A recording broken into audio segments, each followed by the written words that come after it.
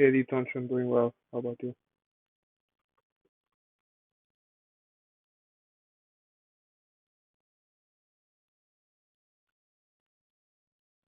Yeah, sure.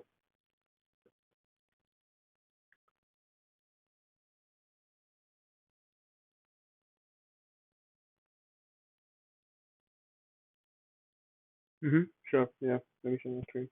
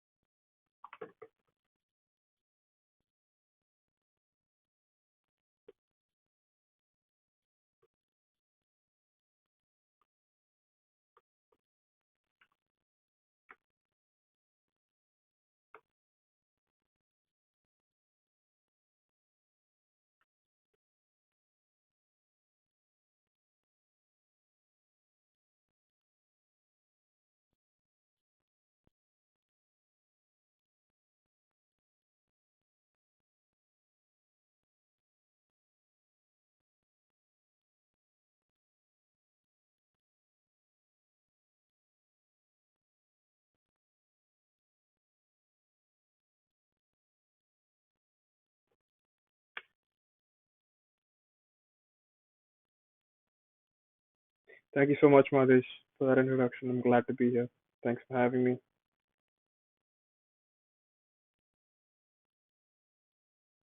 Oh, sorry, my bad. Sorry. Thank you so much, Madesh, for that very nice introduction. I'm glad to be here. Thanks for having me.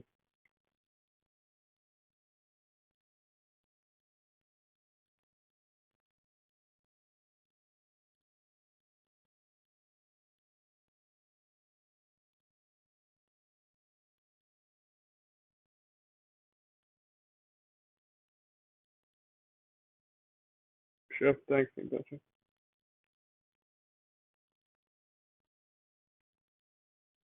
All right. I hope you guys can see my screen.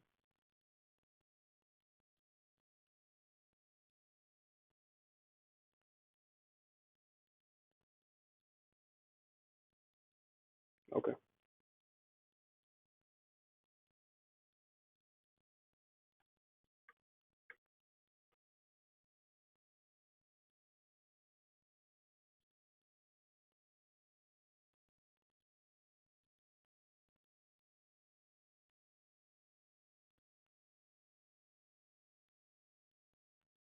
Yeah. Thanks, Deebthik. All right. So we can kick it off. Um. So yeah, I think the intro was very well covered by Madesh. We can skip that. Yeah, so for starters, I just want to begin.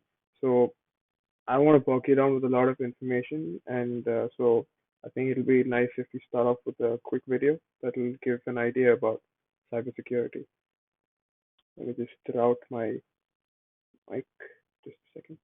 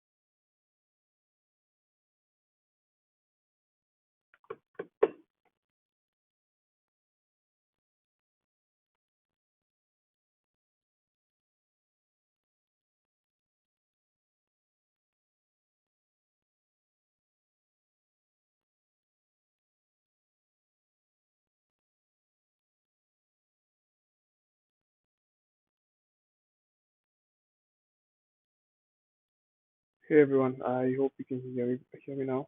Um, that was just an example of how a real world industry scenario of cybersecurity would look like.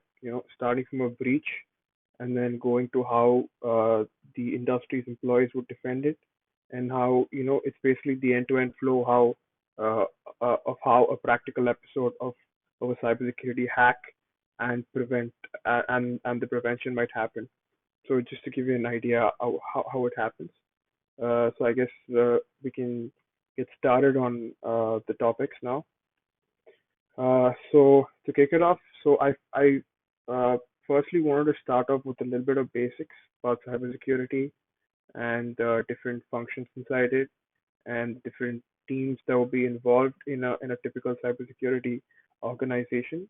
And then from there we can transition to a roadmap of how you guys being students in a university could build your way up towards a career in cybersecurity, both in terms of skills and in terms of career post college. And then towards the end, I'll be happy to take a bunch of questions. And like Deeptanshu mentioned, please feel free to interrupt me at any point during the presentation. I'll be happy to answer your questions. All right. So to begin with, let's get a few things clear, like in terms of definitions and jargon. So people usually mix up towards cybersecurity and information security. Like they can be used interchangeably, but let's just say ideally they shouldn't. So cybersecurity mostly would be used in a scenario where uh, anything under the cyber world has to be secured. It can be things that is information, or it can be things that's not information. So it could be raw data at any point in any industry. An example would be electrical substations or protection relays where you really don't have information, but it's just pure raw data, and also the systems. Information security is what covers most of the subject, as most of things that need to be secured is information that's processed from raw data, and also the technology that revolves around the information, which is ICT, which is nothing but the information and communication technology. So if we disregard the things that are not information, we could just sum it up to information security being a superset of cybersecurity, and of course we'll have multiple topics under cybersecurity for each niche, such as network security, blockchain security, cloud security, and so on. You have multiple topics coming under the field of cybersecurity. All right. Uh, so the next topic I want to cover is so people usually assume that there's only two sides to cybersecurity. One is the offense, and one is the defense. But in reality, there's actually a little bit more to it. So I just want to cover the various teams and functions that go inside a typical end-to-end cybersecurity team in an organization. Uh, so I would say that the main teams would be the red, yellow, and the blue teams. So the red team is basically the team that takes care of the attacks. So one could uh, assume that the red team is same as a penetration testing team. So a penetration testing team is nothing but a team that would simulate attacks that could happen by malicious uh, attacker, where in fact, I mean, the penetration testing team would not be malicious. They would just be doing it to understand how an attack would happen. So that's another name for that is ethical hacking, which you guys might have heard about. So ethical hacking is nothing but penetration testing. But a red team isn't just penetration testing. They do a little bit more than that. So if a penetration testing team simulates a series of attacks for a short period of time, the difference in the red team would be that they do it for a much extended period of time, and they do it with a detailed and extensive set of information that they've gathered from multiple attacks that have happened uh, in the outside world, and they also use the threats, techniques, and procedures that have been recorded by the industry as a whole. So TTP is nothing but the threats, techniques, and procedures that they use to simulate likely threat actors and run campaigns for an extensive and extended period of time. So that's pretty much the function of a red team. Now, in so contradictory to that is the blue team. So blue teams are nothing but the proactive defenders of a company from a cybersecurity standpoint. So what they do is they monitor their systems and logs and make sure that any event, any malicious event, any breach, any hack would directly come to their attention, and they would immediately take steps to prevent that attack and provide a counterbalance to whatever is trying to get into their system. So that's the exact opposite of what a red team does. And something that sits in between is the yellow team. So yellow teams are nothing but the software developers, the software architects, and the builders. So what they do is they're the ones uh, at the root of this entire system. So they're the ones who develop the software in the first place. So, so I would say that they're almost like the foundation of the entire product, because you only have a product and then you have something to break into or defend. So the yellow team are the builders. So now these are the three main components to the system, but you also need uh, a few more intermediary components in case these three teams aren't working together well. So you need a bridge between each of these teams uh, to make sure that all the interaction and all the knowledge transfer happens seamlessly among these three teams. So that's where the other three colors come in: the orange, green, and the purple. So the purple team is basically to make sure that all the knowledge and interaction between the red team and the blue team happens seamlessly. And the orange and green team's purposes are basically to make sure that the builders get to know what to improve and what to make sure not to do the next time they make improvements to the software code, the product's architecture, and so on. So, so the orange and green team's purpose is basically to get information from the red and blue teams and make sure it reaches the yellow team properly and in a well organized way. So these are the different functions to a typical cybersecurity structure. So I would say that orange, green, and purple necessarily need not be teams, but it's more of a mindset. If the yellow, red, and blue teams work together seamlessly from the beginning, there is no need for the extra orange, green, purple teams. So they're more like functions as opposed to independent teams. So that's basically to give you an idea of how a cybersecurity team in any company usually is. So that was so what we saw right now was basically breaking apart the definition of cybersecurity into different teams and functions. Now, if we put it all back together into different contexts, we would get multiple applications for cybersecurity. So, like anything, like computer science itself is divided into multiple disciplines such as networks, applications, blockchain, machine learning, artificial intelligence, and so on. So I would say that cybersecurity is a discipline that runs along in parallel with all these disciplines.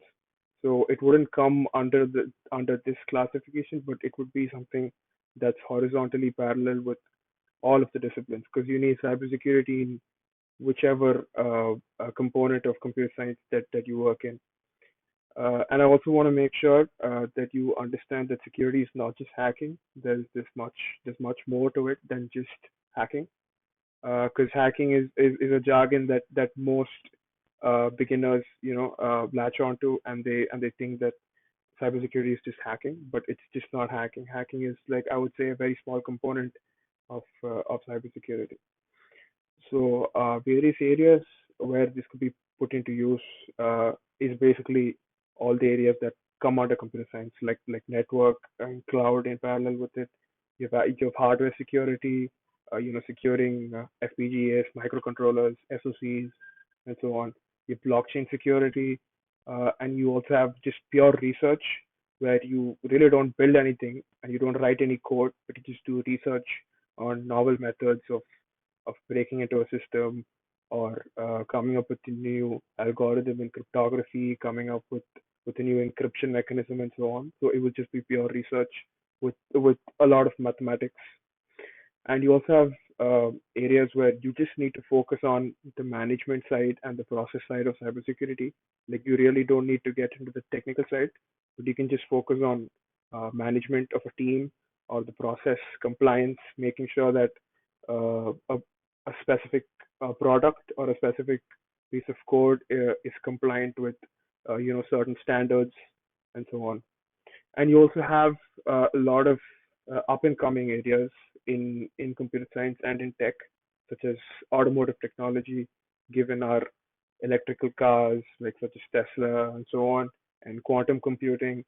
So any new area that would be developed in computer science, as I said, would require cybersecurity in parallel. So with these up and coming areas, we also have new niches, which is automotive security, quantum security, and so on. And as I mentioned before, so cybersecurity is just like an interdisciplinary field. It's a mixed bag of multiple disciplines, which also involves a lot of non-technical aspects, like the management side of it, the process side, ethical side too, the law, policy, and so on. All right. Yeah. So adding a little bit more to that, so cybersecurity, in my opinion, should have never been an isolated subject because uh, at the heart of it, if if all software or any piece of code, all the technology, if they're secure from the foundational level, you would really not have to worry about cybersecurity. So, like I mentioned before, the builders, which is the yellow team, by that definition, if they build their product uh, and they make sure that a maximum level of security is incorporated such that there is no loophole at all, we would really not need cybersecurity. So cybersecurity is basically a discipline that was invented to close all the gaps that were created by the people who build software products, if you will. So that's how I would frame that point. And also, like I said, if you compare cybersecurity with other disciplines like ML, blockchain, data science, and so on, these other disciplines will almost always have nothing to do with the normal mainstream line of computer science. These areas will require learning new things, and these areas are almost always branches to computer science. But cybersecurity, if you think about it visually, is technically not a branch that would go outside the area of computer science or like the mainstream uh, courses, but it's something that's embedded within everything. Like it's embedded within any other discipline, it's embedded within any software, any piece of code. So it's just a part of everything. That's what I meant by it going along in parallel with every other discipline in computer science. So it should ideally be incorporated at the root of every software development life cycle and at the fiber of every technology so that everything is secure. And lastly, I want to mention that it should be considered as something that is just not a job that you do as a profession, but it would be better if it's considered as a vocation that you do just not for your paycheck or for your title, but something that you do out of interest and out of curiosity. All right. So now we can move on to the roadmap part of it. So basically, I want to take you guys through it in a way that we can start off and it goes in order. So it's basically an order of things that you can follow in order to reach the final destination of having a solid career in cybersecurity. So it's basically a step-by-step roadmap. Uh, so to begin with, the first one, which might not surprise you, is to get the foundations right. So the foundations in computer science are always data structure and algos and mathematics. You cannot go around this. You cannot skip this. Like whatever you want to learn in the field of CS, you have to get these two things right. Like you take any team in cybersecurity, like any of the scholars that I mentioned before, anyone should know data structures and algos and a bit of math that is needed for computer science. So not all the topics are needed in math, but just the important ones such as number systems, Boolean algebra, probability. Uh, if you think why probability might be important, so probability plays a huge role in cryptography, and in return, cryptography plays a huge role in cybersecurity. So for that, you will need a lot of mathematics. And data structure and algos are needed regardless of if you code or not. So it doesn't mean that if you don't plan on writing code, you don't need to know data structure and algos. Any system or any application is built on the backbone of data structures and algos. So you have to know the basics of it, the basic set of data structures. It's like starting from your list strings, integers up to linked lists, your binary trees and hashes and so on, and all the algorithms as well. Building on top of that would be to learn how to code, obviously. And a common question that's usually asked is, what language should I learn for cybersecurity? I would say that like there is no specific answer to that because learning one certain language would obviously be good, but you could certainly do a lot more than that. So I would classify it into different areas and different languages that's needed for each area or purpose, I would say. So in terms of scripting, Bash is definitely a must because almost all development, all software, and all the frameworks run on Unix, mostly Linux. So for Linux, you mostly need Bash for the terminal commands and for scripting, for system administration work, automation, and so on. And complementing that would also be PowerShell. So if you have Bash for Linux, you would need PowerShell for the same set of work but on Windows. So that would be the equivalent of Bash but on Windows. And Python, as Python's being used a lot, I would say in the last decade, it's been expanding in terms of usage. Python also would be a really good addition to your scripting skills. And in terms of web development, again, we just have to look at what's being used the most. Whatever is being used the most is what you should learn first. So I would say JavaScript would be very, very useful. And there's PHP for a lot of backend code. And there's SQL, which is used for a lot of database management code. So there are attacks that are possible on the back end and on the front end. So correspondingly, you'll have to learn the languages that you plan on using most and which area you plan on getting into. And in terms of application, so by application here I mean mobile applications. So Java is what Android uses mostly. Recently, it's also picked up Kotlin, but it's most of the apps on Android and most of the services run on Java. So Java would definitely be needed for anyone who's planning to get into Android security or Android application development. And Swift, again, like PowerShell, is the equivalent of Java, but for iOS devices, because most of the applications on iOS runs on Swift. It used to run on Objective C, but if I'm not wrong, iOS has been using Swift for the last, I would say, 4 or 5 years.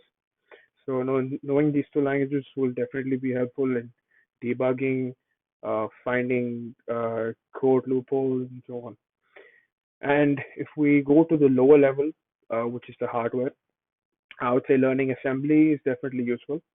And it also depends on if you go for a very, very niche proprietary hardware, they might have their own set of code which you might have to learn in order to understand and debug the code that's running on that specific hardware. But for the most part, I would say assembly as a common answer for hardware security coding.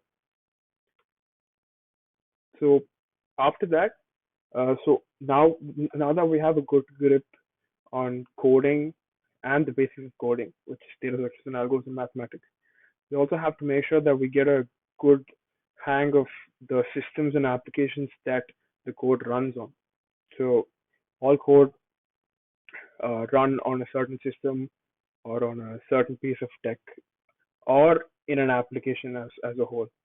So it's imperative that you learn how the system runs, how the application runs, and how the applications and the systems go along hand to hand, like how the application itself runs on the system.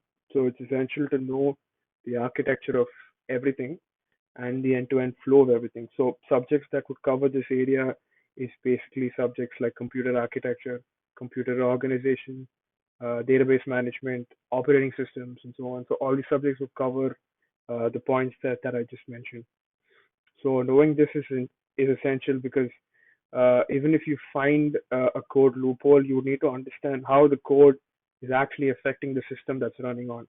Because at the end of the day, anyone who wants to hack you will be hacking your system through your code.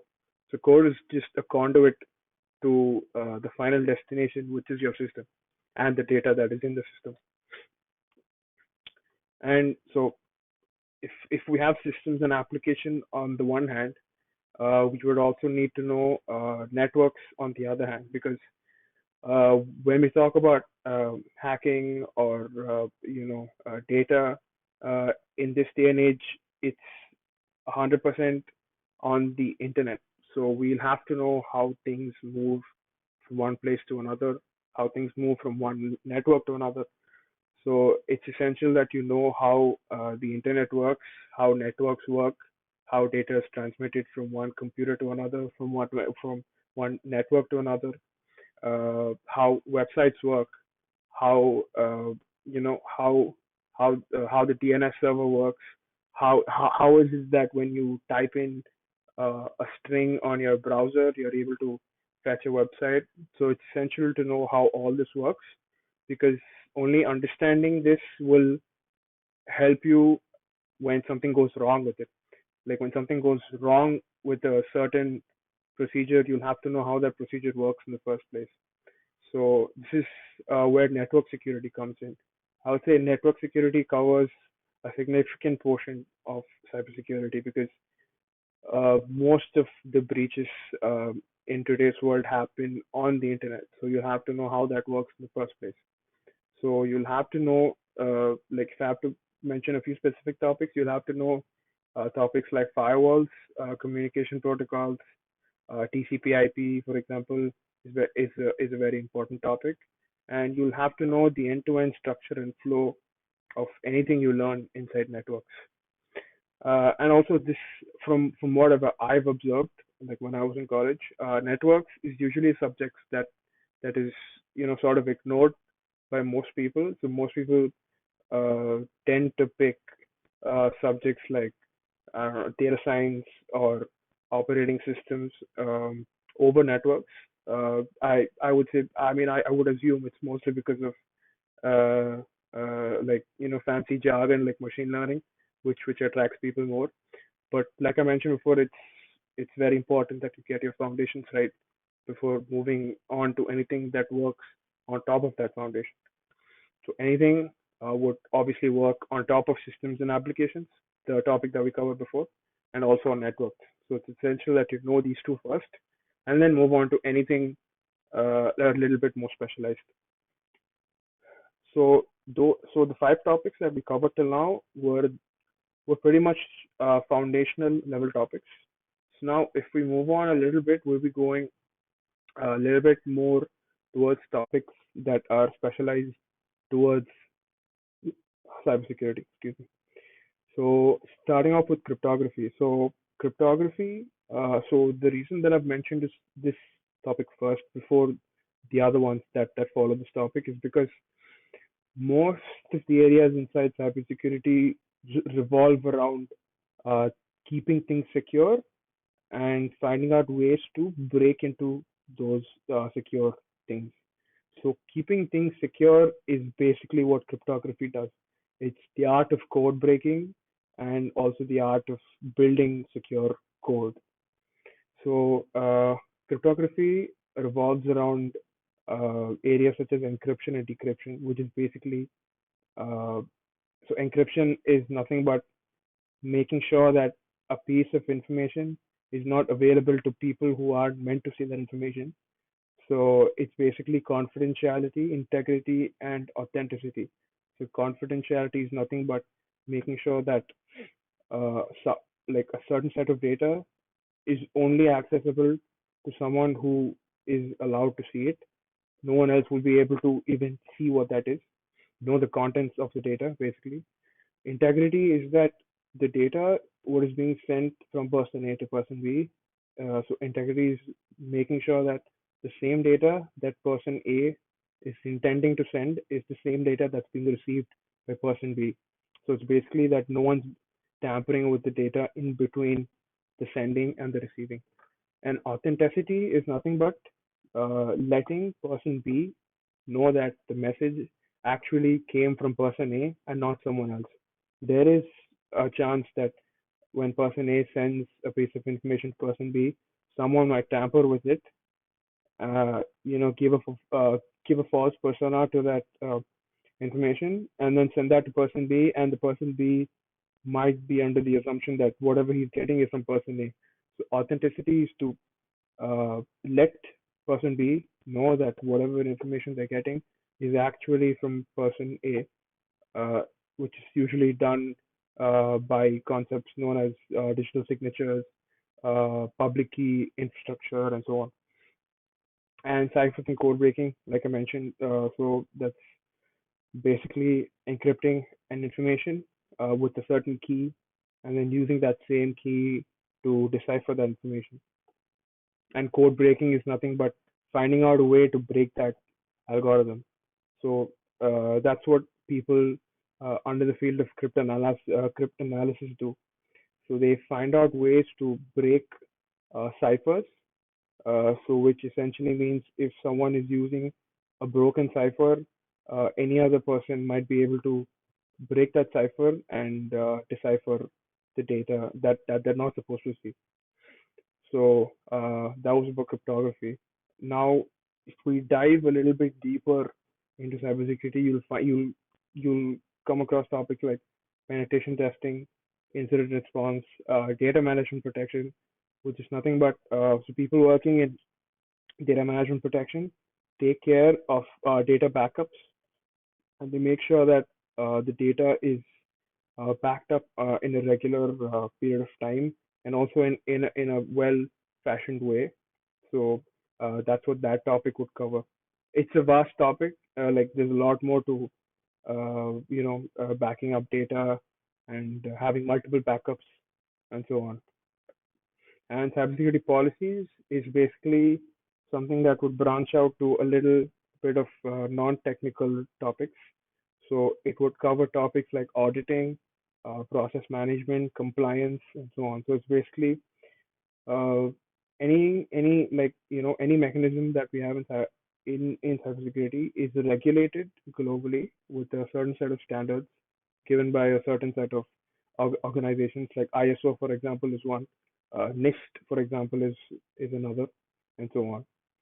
So these people make sure that whatever code is being incorporated into a product or whatever algorithm is being used for that product is compliant with all those standards that is needed, and obviously compliance to those standards will be recommended by any customer who's dealing with any company. So almost all the product based companies will definitely have a person or a team who's taking care of the process and policy side of cybersecurity. And there's soft skills, uh, which is self-explanatory, I guess. Any field in computer science or any profession for that matter would obviously be complemented by a good set of soft skills that you can build. It will be useful in building a good network in the professional community. It will be good. It will be good to know more people and also to get more opportunities and jobs and so on. So moving on to how a career roadmap would look like. So everything that we covered till now was skills that you can build in college or after college, doesn't matter. So now we can move on to a roadmap of how career would look like. Starting from your fresher position, like let's assume you got into a feeder role. Like anyone in the field of computer science would want to get into something related to one of these roles. So I'm calling this feeder roles because uh, positions in cybersecurity usually don't take students right off the bat from college. Most positions, I would say like 95% of the positions out there, be it any country or any industry, would require that the person have at least 1 or 2 years of experience. So it's very rare to see companies taking freshers for a security position. So the right pathway to it would be to get into a feeder role, gain some experience, and then move on to the specific cybersecurity position that you would want.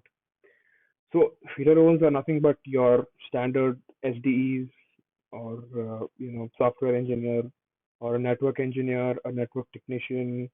It can even be IT support. Like if you want to cap it at that, that's not an issue. It just has to be something related to computer science and tech, something that would help you prove to your next employer that you have enough skills to enter the position of cybersecurity. So once you've finished, once you've gathered the experience of a feeder role, you can jump into various positions. You have various options available. So it's up to you to choose the right track that you would want based upon your interests and liking. So if you take the entry level vertical, you have multiple options. Like you could, if you have, if you don't have a lot of interest on the technical side, you could go directly into process and management, starting from an IT auditor. So an IT auditor does nothing but he makes sure that all the code is compliant with the standards. He prepares a compliance matrix and then audits all software. So it's basically just following procedure. It's mostly routine work. I would say most of the work in the entry level vertical is routine. Even if you take the cybersecurity specialist, it's mostly just uh, doing and it's basically implementing code that was given by the architect. So the architect would fall under the next vertical or the vertical after that. Uh, so it's basically just incorporating code according to a given set of requirements.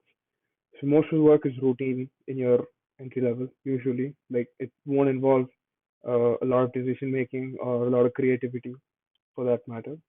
Uh, but incident and intrusion and analyst, which also falls under the entry level vertical, is a position that might be a little interesting because although you have a certain set of requirements that you have to follow, uh, the tasks that you might get will mostly not be repetitive because it's more of a real-time uh, security operations control center type of role where you'll be seeing real-time events and you'll be trying to monitor real-time breaches, hacks, and so on. And cybercrime analyst is nothing but something that would go to the area of forensics, the law department or the police department, working in their technical forensics department. So that would fall under the cybercrime analyst role. Uh, so if we move on to the next, the mid-level vertical. So here is where I would say this level is usually reached after you have around like 5 or 6 years of experience, um, arguably. Um, so here you have positions like cybersecurity analyst, consultant, and also a penetration tester. So here you'll have a little bit of discretion and also a little bit of uh, breathing room, like in terms of creativity. You'll be able to make your own decisions and also have an impact and an effect on the product because you will be managing a certain set of people and you'll also be reporting to the next advanced level of positions. So a cybersecurity analyst is a, is a person who would be in charge of monitoring all the code, making sure that all the code is secure and safe, and he will also be in charge of that code. So he would be the point person if anything goes wrong or if anything needs to be done. And a consultant is basically the same thing, but more in terms of guidance. Like he won't be doing the work as such, but he'll just be consulting and guiding someone who needs something to be done, depending on the application and depending on the requirement. Penetration tester, like I covered before, is someone who takes care of the ethical hacking part. Is someone in the red team basically. Penetration tester would almost always be a part of the red team. So moving on to the advanced level of position. So here it's mostly you mostly won't have a lot of technical work unless you come under the position of cybersecurity engineer. The other two positions, the manager and the architect positions, are mostly really high level positions where you make decisions about the structure of the software.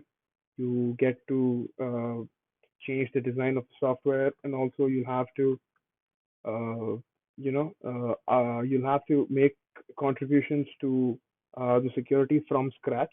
Like you will be the person in charge of the entire thing, and the same thing goes for the manager as well. Whereas the manager will have a little bit more, work related to the process compliance uh, side of it.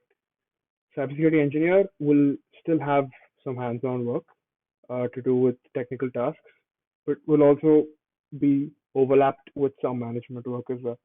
So this is almost where your career can culminate in terms of cybersecurity. Anything above this uh, will just be a transition to pure management and nothing related to the technical side of uh, the subject. All right. So that was basically a roadmap of how you can build towards the career of cybersecurity. Uh, I also want to cover a few points that would help you achieve or help you navigate through the roadmaps in a comfortable way. So, like a few suggestions would be uh, so whatever you work on, I would suggest that you somehow try to route the context of your work. Like, let's say you're doing a project in college, it can be something that's completely unrelated to cybersecurity. It can be anything. So you can try to add a component to that project which will bring in the topic of cybersecurity somehow or the other. So you can try to route your problem statement or your context towards cybersecurity. Like I mentioned before, you can incorporate security into anything in the field of computer science. It doesn't matter which discipline it is. So you'll find it easy to route your context towards cybersecurity, no matter which project or which application you're working on. And also, it's better if you explore everything and then narrow down on what you want to pursue further. So, like we saw in the slides till now, there are various options inside cybersecurity. It's obviously not possible to cover them all, but you obviously can uh, explore all the opportunities, especially during college, with internships, industrial training, and programs like that. So you can try to explore all the various areas, and then towards the end, when it's time to, like sit for an interview or something, you can narrow down on one and like stick to that, and make sure that you don't, move away from that. Just narrow down on one specific topic. Like let's say you want to, be a penetration tester. Explore everything. Explore cryptography. Explore the blue team, the yellow team. Explore the topics inside all those areas, but towards the end, make sure that you have all the knowledge that's needed overall, and then specialize a little bit more further on the topic that you want to pursue further for your career. And also, so it's like you can start off common and then like figure it out as you go. So what I mean by that is, let's say you're working on a project um, that is, let's say it's something to do with machine learning.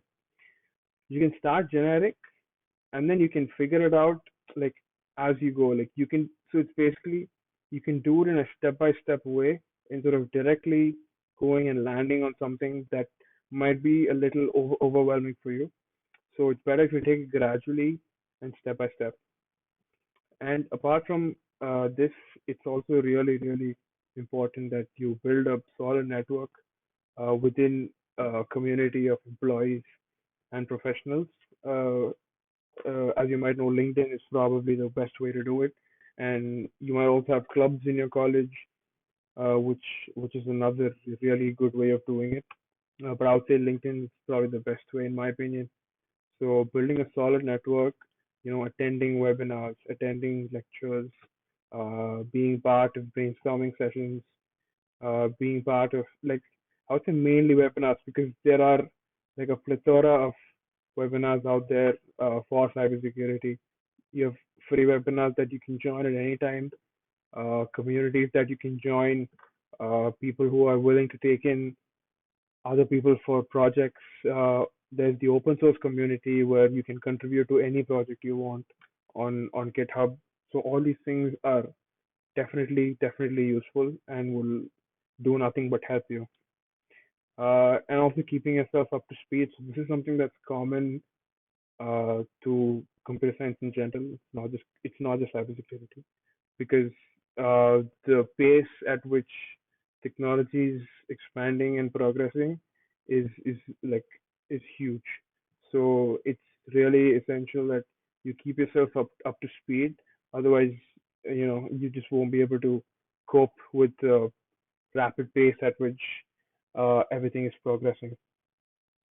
And also building a hacker's mentality. So what I mean by this is basically, if you have a knack, for breaking things apart, like trying to get into a certain system or a network, just like be determined and try to work your way through it. Be patient, and somehow make sure that you reach your goal. Try to figure out different ways, uh, and just stand your ground and make sure that you somehow reach the goal, and try to do what you want, like in terms of, like it mostly applies to people who want to get into ethical hacking, because ethical hacking is something you can't do by just following a certain set of points. You have to think outside the box, and you'll have to figure out a way to somehow get into someone's computer or hack someone or something like that. You'll have to figure out some way outside the box, and you can't give up, obviously. So things like this contribute to building up a hacker's mentality, which is obviously really, really useful in the field of cybersecurity. So a few resources that would be useful for you guys along the way. Like, so these things would basically facilitate you and like make it a little bit more easier uh, in your roadmap. So in terms of theoretical resources, certifications is something that is really important. So I would say like a lot of people get confused between like having to get a certification and having to do an extra degree. So the usual question is, should I do a master's degree specializing in computer science, or can I just directly get a certification, which would in return help me get a good job? Because I would say a lot of companies in like in the US, for example, they give almost equal importance to certification as they do to a master's degree, especially in computer science. I'm not sure about other fields, but I would say at least in computer science, that's how it's being done in the industry. So there are various options for certification. An example of a roadmap will look like this. So again, you have a lot of verticals here, a lot of options and a lot of areas. Again, this uh, solely depends on which track you want to pursue. If you want to pursue something dedicatedly towards, let's say, only the blue team related topics, which is basically the defense and the monitoring and SOC type of work, uh, it would be good if you can go for certifications like the CIS A plus, or anything that you see in blue here is basically certifications that is required for the blue team. All the red boxes you see are certifications that's required for the red team, and this map is it's drawn in a way that it goes from the lowest difficulty at the bottom to the highest difficulty at the top. So obviously, as a fresher, you could start off with the ones at the bottom and then build your way up towards the top. In my opinion, I would say uh, to get your feet into uh, this field, it would be better to get any one of the certifications that you see at the bottom. But after a point, I would say it's better if you stop, because uh, after a point of time, say like after 5 or 6 years of work experience, it's your work experience that would speak more than your on paper credentials, uh, like certifications or your degree even for that matter. So I would say keep getting certifications until you get to a solid and stable point, after which you let your work experience speak and the companies that you work for speak more than your on paper credentials. So it's better if you stop pursuing certifications after a certain point in time. So by that, what I mean is you really don't need to get the certifications that is listed on the top half of this chart. It's better if you start off. I mean, you have to start off with the ones at the bottom. So it's better if you stop at a certain point, like maybe like halfway through, and then you just continue without certifications. It really would not be worth the money or worth the effort after that point, in my opinion. So yeah, this is a roadmap about certifications. There are also courses that you could pursue online. So this is something that I face. So if you're in a major that is not computer science, like let's say you're in mechanical engineering or chemical engineering, it might be hard for you to be involved in courses related to computer science in your college. So the only option for you would be to take courses outside college, which is mostly online. So again, Coursera is a really good resource in terms of courses, as you as you guys might probably already know and probably might be using as well.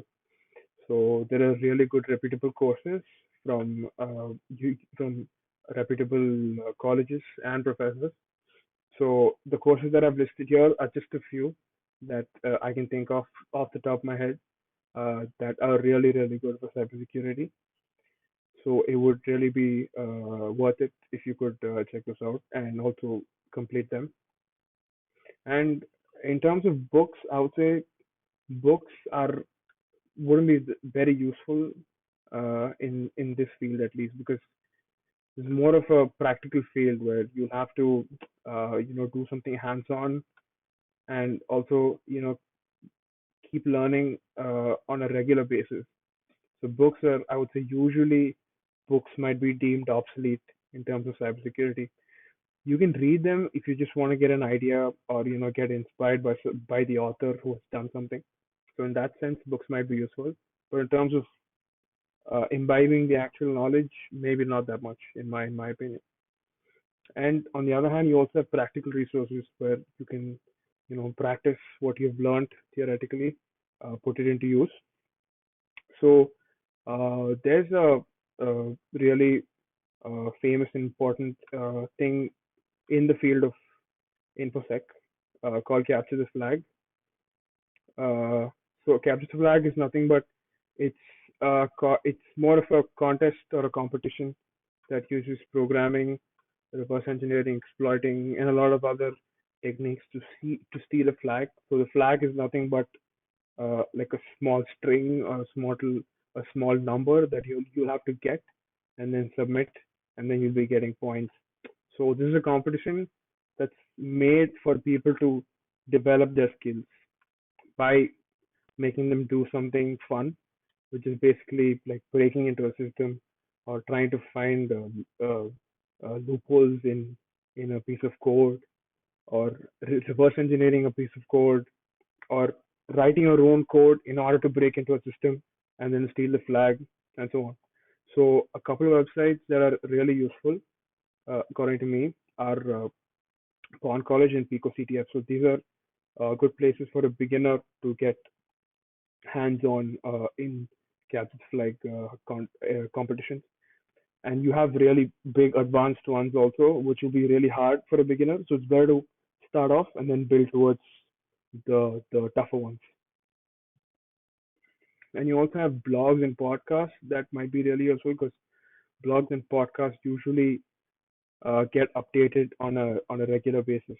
And as I said before, keeping yourself up to speed is really essential in cybersecurity. So always you know keeping one feet in a certain blog or on a certain podcast will help you uh, keep yourself up to date, like in the sense that if there's a new attack or a new method or a new piece of information that's out there in the world, knowing that immediately as soon as it pops up is really important as a cybersecurity professional.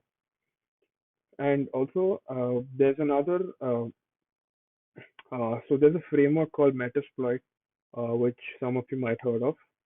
So Metasploit is nothing but a framework. So it's a ready-made framework with all the tools that you need already available to you. So Metasploit is a framework that's used only for ethical hacking.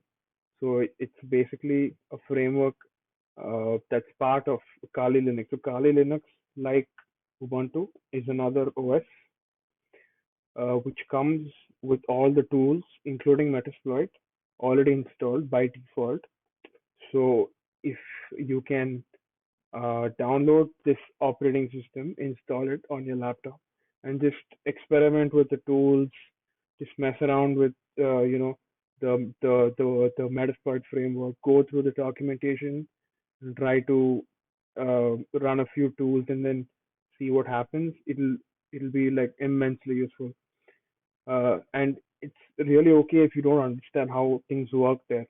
It would be really useful even by just blindly using the tools, with just by just reading the documentation, or you can follow a tutorial on YouTube. There are a lot of blogs and tutorials on how to use Metasploit and how to use the tools inside. You can just follow them without really understanding much. You can just follow them step by step blindly, and you can try to get a certain task done. This in itself will be really, really useful, because this uh, will probably jolt you and excite you in terms of what is really possible in terms of ethical hacking. And so, like, once you get that spirit and energy, you can start going deep into the code of each tool and seeing how it works, seeing what the purpose of each tool is, seeing how it should be used in the real time world, and so on. So this specific software uh, or framework, Metasploit, is like really useful, that you guys should probably check out. All right, moving on. So yeah, so again, hey Deepanshu.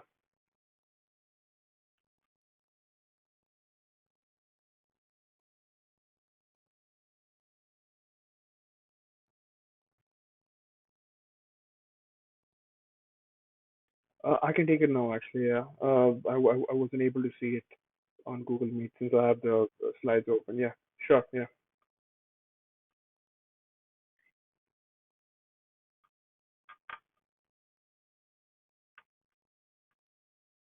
Hello, Sagar.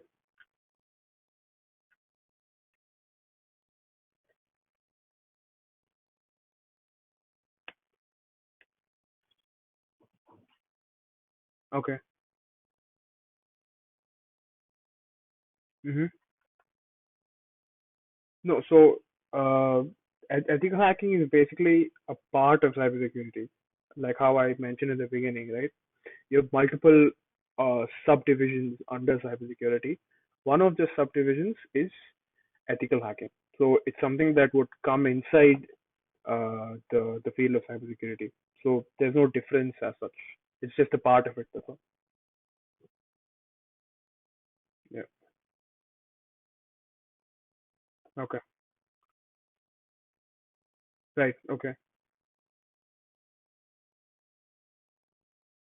Yeah. So like I said, so ethical hacking is just a subtopic of cybersecurity. So when you start off, it's better to learn all the topics, not just ethical hacking. You can learn all the topics, and if you're really interested in ethical hacking, towards the end you can specialize in just that one topic. But to start off, no, I would suggest that you learn all the topics, not just ethical hacking. Yeah, sure.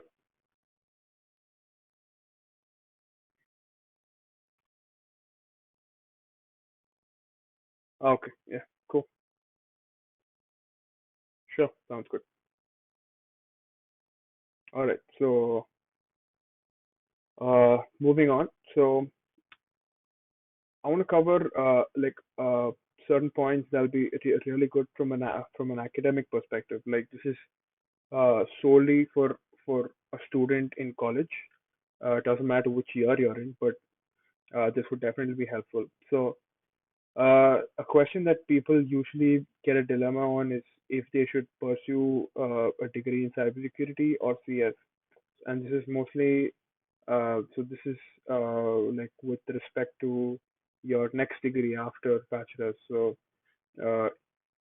if someone's planning on doing another master's degree or something like that, they usually tackle on the question of if they should do an MS in computer science or an MS in cybersecurity.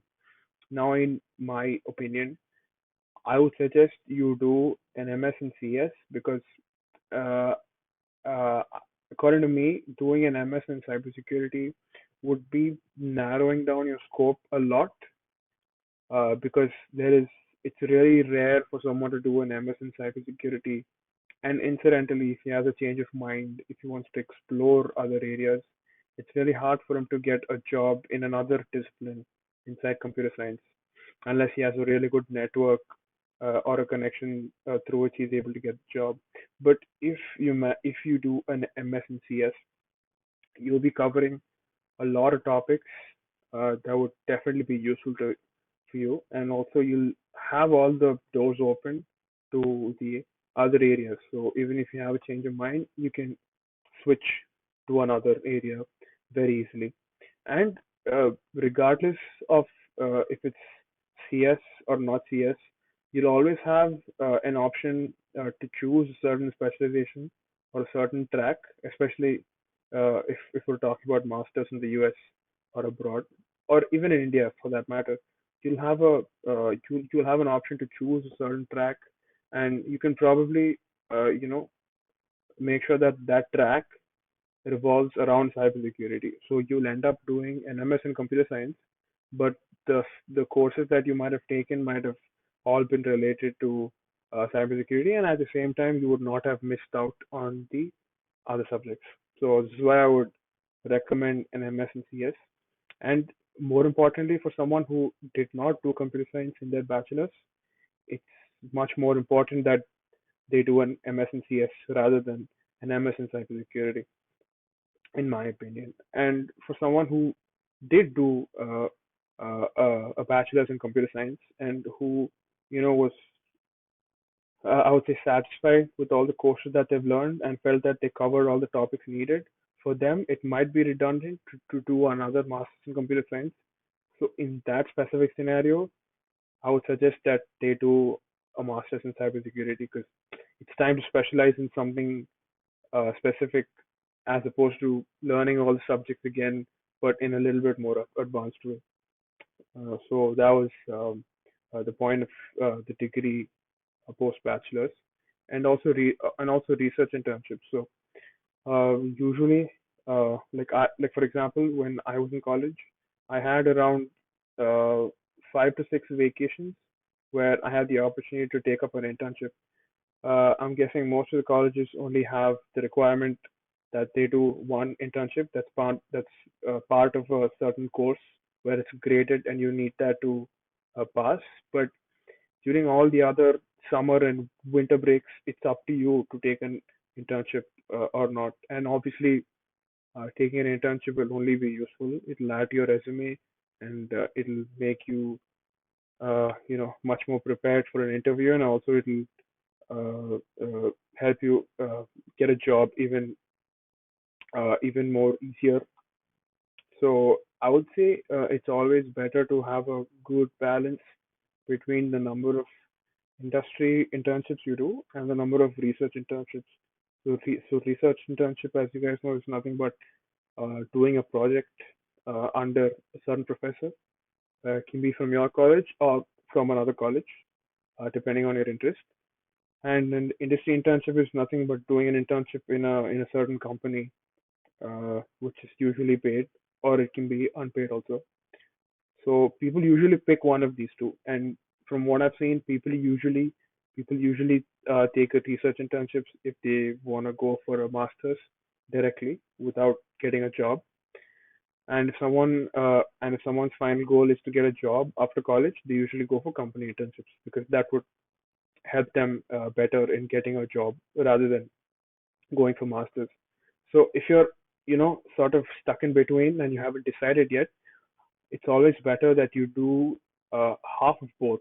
So like if you have, say, 6 breaks, 3 summer breaks and 3 winter breaks throughout your college duration, it's better if you do 3 research internships and 3 company internships. So you'll have a really good balance, and it'll help you in getting both. a job, or if you plan on going for masters directly, it'll also help you in getting a good admit in a good college. So that would be my suggestion: having a good balance of both research and industry experience during your internships. And apart from internships, you can also do a lot of open source contribution.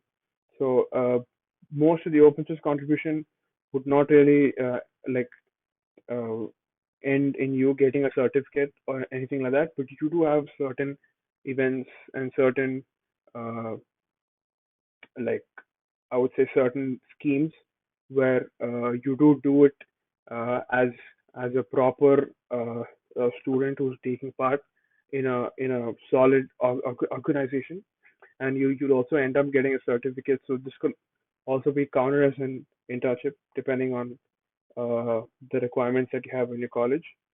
So one of the main ones like that out there is the GSOC. So that's the Google Summer of Code. So it's an event where you apply for, and then they would accept you, and then you'll be working for a certain company, for a certain open source company, and all the contributions that you do would be open source, depending on your problem statement, and you'd also be getting paid for that. So this is a really good platform for you to learn open source coding and also add a credential to your resume, because having GSOC on your resume is like super helpful. Sometimes even better than a company internship, because GSOC is valued a lot uh, by companies and by colleges if you're trying to go for masters. So this is something I would like highly recommend that you do during one of your summer breaks, because it usually happens during summer. And GSOC is only available to students, so you can't do it once you're done with college. You can only do it while you're a student. So it's something that you guys should definitely check out. And certifications, like we covered before, you can start pursuing the basic level of certifications during college itself and have something ready by your fourth year, so that when you start applying for jobs, you'll have them in your resume, which will help you get a job much easier. And also, it'll help you. Most of the certifications will be recognized by HR. So HR will have a list of certifications, and if they see a resume with a certain certification, they would automatically push it to the next step without checking the other credentials. So that's where certifications would really be helpful. All right. So to sort of conclude, I'd like to cover a few points, like in terms of the industry in general and the current status quo of cybersecurity. So uh, as of today, there is a huge uh, there's a huge amount of unfilled jobs in the field of cybersecurity, which is why you might see a lot of people talking about how there's a talent crunch for cybersecurity, and why people in the field of cybersecurity get paid the most amount of salary, and why most people hire a lot for cybersecurity. Like most companies have uh, rapidly expanding teams just for cybersecurity. It's mostly because of the cost of cybercrime lately. Like you might have seen a lot of news articles that talk about breaches in electrical substations or like gas pipelines and so on. Like some certain celebrities, certain significant person's laptop getting hacked. So any of this would come out of cybersecurity. So to prevent any of this, the only solution is to rapidly expand the field, hire more people, and also make sure that you enable them with uh, all the resources that they need, and also make sure that you have the best talent out there in the pool. So this eventually leads to companies hiring many more people and also paying them a lot, which is why you usually hear that the salary of a cybersecurity engineer is much more than your generic software developer and so on. So if you're thinking about the scope of this field. It's immense. It's probably the best scope out there for a discipline inside computer science. So in that sense, it's all good. Like there's nothing to worry about. It's probably the best way to go. And finally, a few things that you can do to build the right mindset to pursue this roadmap. Like I mentioned before, having a hacker's mentality would definitely push you to the comfort zone that you need to be in order to get into this field, and also be be really curious to explore topics that you might not be comfortable in. Like get outside your comfort zone now and then. Make sure that you expand your your your knowledge to more topics and areas that you might feel are not needed, but eventually you might realize that it was a good thing that you actually learned them. And patience in practice, like this might sound cheesy, but it's true. You need to be patient in a lot of aspects, especially in terms of getting the right job. Like you might probably have a difficult time moving from the feeder role that we saw earlier to a cybersecurity role. It might take more time than expected, but it's definitely worth it. And also in terms of getting something right, it's very important that you be patient and not give up at any point of time. And practice, of course, as it applies to anything in life. It's really important that you practice whatever you learn on a day-to-day basis, on a day-to-day basis, especially as you progress further and further in your career. Usually, people lose touch with coding and programming, and they lose touch with the technical side of it because they usually transition themselves to the management type of role, like a project manager or a tech lead, and so on. So it's really important that you practice the essentials periodically so that you never lose uh, touch with them. Yeah, that was pretty much everything that I want to cover. Uh, we're open to uh, questions that you guys might have, so please feel free to ask anything that you want to.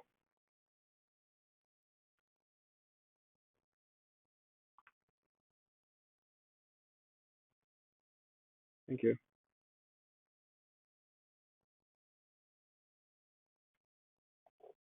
hmm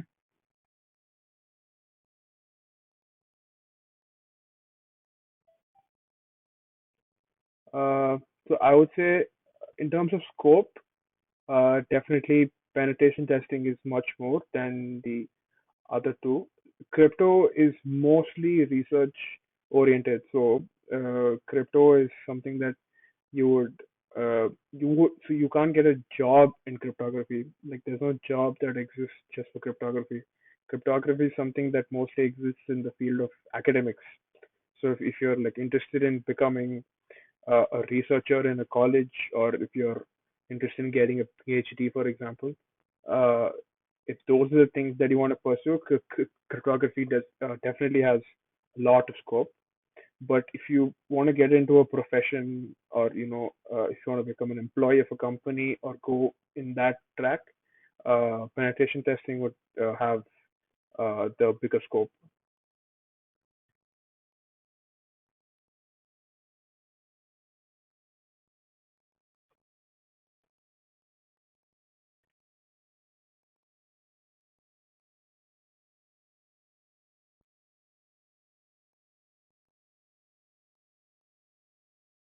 Yeah, so in terms of getting hands-on experience, open source contributions are definitely useful.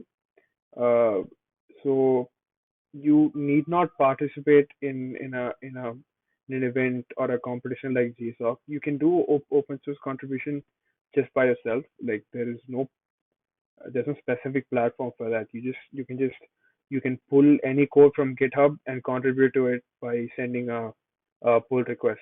It can be anything. So it's completely up to you in that sense for open source coding. And also you can get along with people um, and do it as a team, which will obviously make things a little bit easier.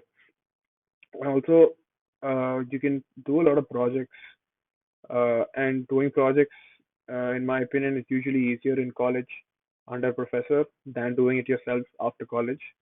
So if you are mentored by a professor in college, hopefully a mentor who is interested in cybersecurity, doing a project, doing a really like hands-on physical practical project under a professor would definitely be useful. You'll be getting the push from the professor, and also you'll be learning at the same time. Excuse me. And other resources for getting hands-on experience. Metasploit is a really good resource, the one that I covered. So you can just download that tool, and you can just directly start using it. Like you need not sit and learn something or read a textbook. Most of the tools inside that framework is self-explanatory. So you can just directly download it and just start messing around with it. You might do something wrong, you might do something right. It doesn't matter. But once you get your feet into that, you can just keep continuing further and further until you keep getting better. So in terms of hands-on experiences, yeah, those are things I would suggest. I hope that answered the question.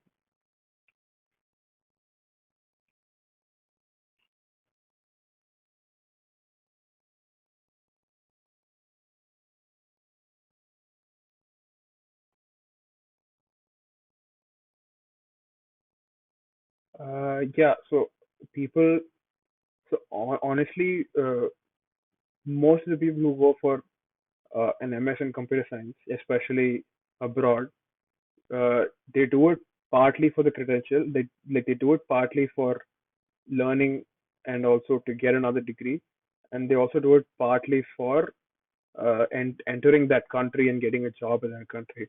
Like especially the US. Like if someone goes for a master's in the US, it doesn't mean that they'll be learning something like extremely outside the box that's not being taught in colleges in India. It's mostly just to get an entry to that country and like start working there and then settle down there.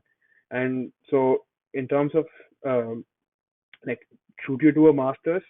No, it's not necessary. Like especially in computer science, we have companies that are even starting to accept people with no degree, like big companies like Google, Microsoft, and Facebook. So nowadays, like off late, it's more about the talent that you have than your credentials on your resume.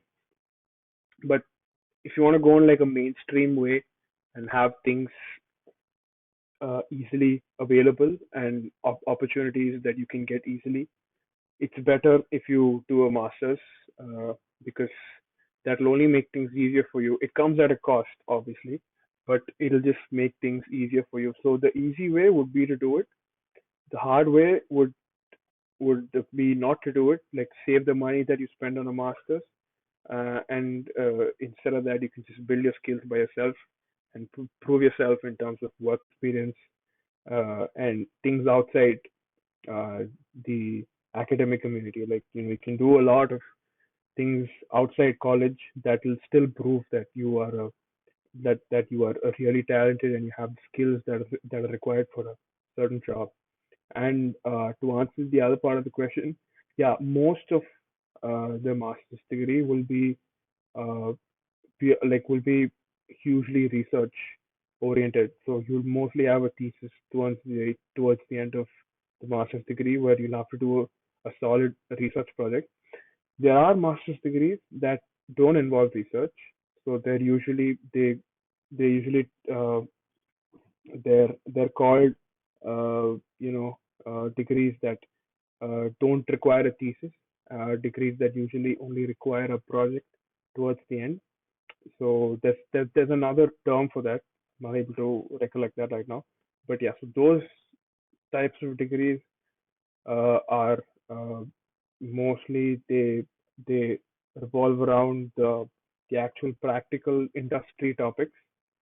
Software engineering is one example of such a degree. So there, the scope of research will be very less, and so it would be mostly project based, and also like industry based where you don't have to learn a lot of theory, but you'll be doing much more practical things like projects and company internships and so on. So yeah, that's also an option, and that's usually an easier option from what I've observed. Getting an admit in a college for such a degree is a little bit more easier than getting an admit in a thesis-based course, which is basically an MS in CS or something like that. Yeah,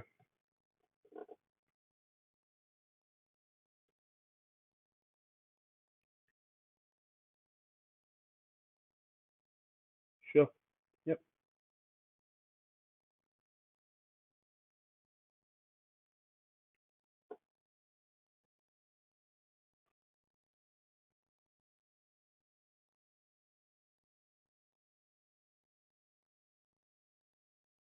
Right. So yeah, it's definitely possible. So if you recollect our first slide about the teams, right? The red, blue, and yellow team.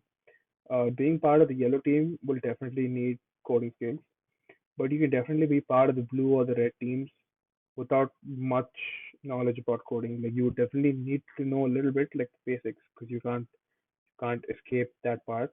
But you can definitely get by without knowing like the the advanced topics of any language. So like with respect to the question you asked, it's definitely possible. Like areas such as penetration testing is definitely possible. So you can go into an area inside penetration testing where you only use a bunch of tools. Like you need not write any code at all, but you just need to know how to use a set of tools and how the tools work and how to get the required output from the tools and how to analyze the output from the tools that you run on a certain product in a company or a certain software or a certain piece of code in a company. Again, you would still need to know the basics, but you can definitely get by without knowing like proper coding, as you would call it. So it's definitely possible. And in terms of certifications, uh, actually, most of the cybersecurity certifications, be it advanced or the beginner level, don't cover a lot of coding topics. They would just cover the topics that are required for you to understand the overall perspective. And also, sometimes they would go a little bit deep into like log analyzing, or they would also go into scenario type questions where, like this one is basically I'm talking about the exams that are there in certifications, like how questions will be. Most of the questions will be like they will give you a certain scenario and they'll ask you to suggest a method or suggest a solution for the problem that they've given. So most of the certifications will not have coding, so you're good to go there. For beginners, I would suggest so there's a certification called CompTIA Security Plus. So this is like a well-renowned certification that most companies ask for, mostly in the US because it's a US-based certification, but it's recognized globally. So this is one that covers your like end-to-end basics for all of the topics in cybersecurity. If you want to build a little bit above that, you can branch out into the red certificates or the blue certificates that we saw in the chart earlier. In the chart earlier, like depending on your interest, if you want to go into the blue team or the red team.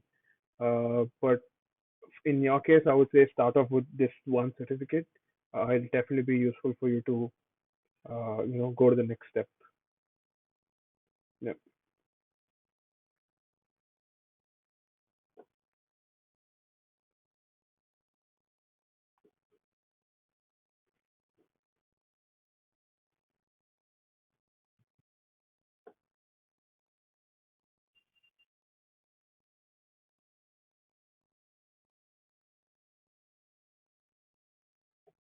yeah,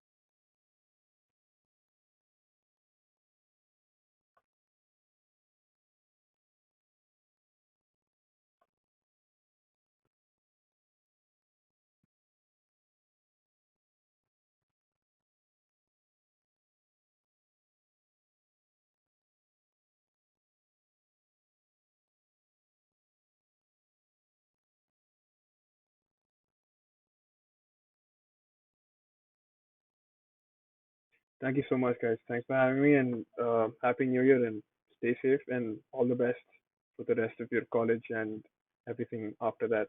Good luck.